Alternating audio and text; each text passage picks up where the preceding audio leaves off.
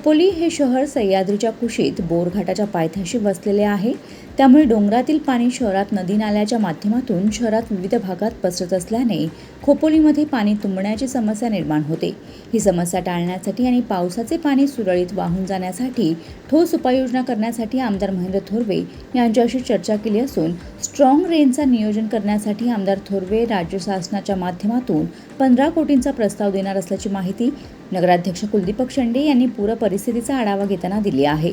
सलग 3 दिवस मुसळधार पावसामुळे शहरातील विविध भागात पाणी साठले आहे. नगराध्यक्ष शेंडे हे स्वतःच्या सुरक्षिततेची पर्वा न करता पूर परिस्थितीची पाहणी मुसळधार पावसात दुचाकीवर विविध भागात फिरून करत आहेत.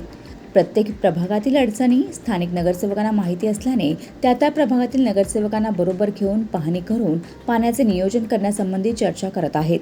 8 दिवसात आपत्कालीन विभागाची टीम आणि मुख्याधिकारी यांची संयुक्त बैठक बोलावून चांगला DPR करण्यासंबंधी चर्चा करणार आहे.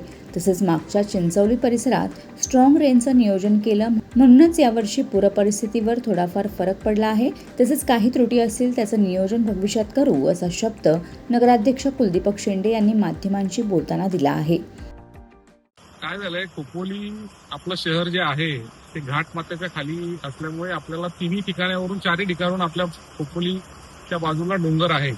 आणि आता 2 दिवसामध्ये एवढा प्रचंड पाऊस झालेला आहे. काल रात्री सुद्धा खूप प्रचंड मोठ्या प्रमाणात पर्जन्य झालेला आहे, पाऊस झालेला आहे. त्या माध्यमातून मी आता काल सुद्धा फिरलो बऱ्याच ठिकाणी. काटरंग असेल, मुगलवाडी असेल, तिकडचा कुंभारवाडीचा भाग असेल, बाजारपेठ असेल. खूप प्रमाणात पाऊस झाल्यामुळे पाण्याचं प्रमाणाचं निचरा होण्याचं कारण थोडंसं कमी प्रमाणात होत आहे. काही प्रकारच्या नियोजन, काही चांगल्या प्रकारचं नियोजन ह्या भविष्यात 2-3 वर्षात करावं लागणार आहे. आणि मी आता प्रत्येक नगरसेवकाबरोबर फिरत आहे, त्यांच्यावरून अडचणी तिथल्या समजून घेत आहे. लोकल अडचणी जास्तीत जास्त नगरसेवकांच्या तिथल्या लोकप्रतिनिधींना जास्त माहिती असतात. फिरून झाल्यानंतर आम्ही आता ह्या आठवड्यामध्ये आपत्कालीनची मुख्याधिकारी साहेब आणि आम्ही संपूर्ण मंडळी एक मीटिंग बोलवत आहोत. त्या मीटिंगमध्ये एक चांगल्या प्रकारचा DPR, म्हणजे आता थोडक्यात झालं तर मी आता चिंचोली DP रोडच्या इथं आहे, या भागात सुद्धा एक स्ट्रॉंग ड्रेन मागच्या वर्षी आम्ही केलेला होता, त्याचा खूप चांगला फायदा झाला. त्याच प्रकारचे आता नवीन सुद्धा स्ट्रॉंग ड्रेन करणं गरजेचं आहे. आणि खोपोली शहरात एक चांगल्या प्रकारचं नियोजन, स्ट्रॉंग ड्रेनचं नियोजन ठेवलेलं आहे. मी आज सकाळीच आमदार साहेबांशी बोललो. आमदार साहेबांनी मला सांगितलेलं आहे की एक चांगल्या प्रकारचा मोठा DPR आपण तयार करू स्ट्रॉंग ड्रेनचा. त्यात 3-4 टप्प्यामध्ये असेल. खोपोलीच्या एक चिंचोली भाग असेल, मोगलवाडी भाग असेल, मोहनवाडी भाग असेल, प्रत्येक एक शिरफाटा असेल, या प्रकारचं सुद्धा एक स्ट्रॉंग ड्रेनचा DPR तयार करून मला त्यांनी एक प्रस्ताव 15-20 दिवसात द्यायला सांगितला आहे.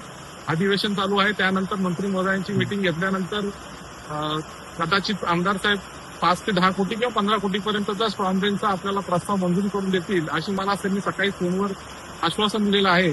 त्यामुळे आमदार साहेबांचे सुद्धा मी आभार मानतो आणि खोपोलीकरांना विनंती करतो की खूप पाऊस झालेला आहे, काही त्रुटी राहिल्या असतील, पण ह्या 1-2 वर्षामध्ये तुम्हाला खोपोलीमधून निचरा पाण्याचा लवकरात लवकर कसा होईल याचं आम्ही नियोजन नगर परिषदेच्या मार्फत, प्रशासनाच्या मार्फत लवकरच करू. Bureau report, news 46, Raigad, Khopoli.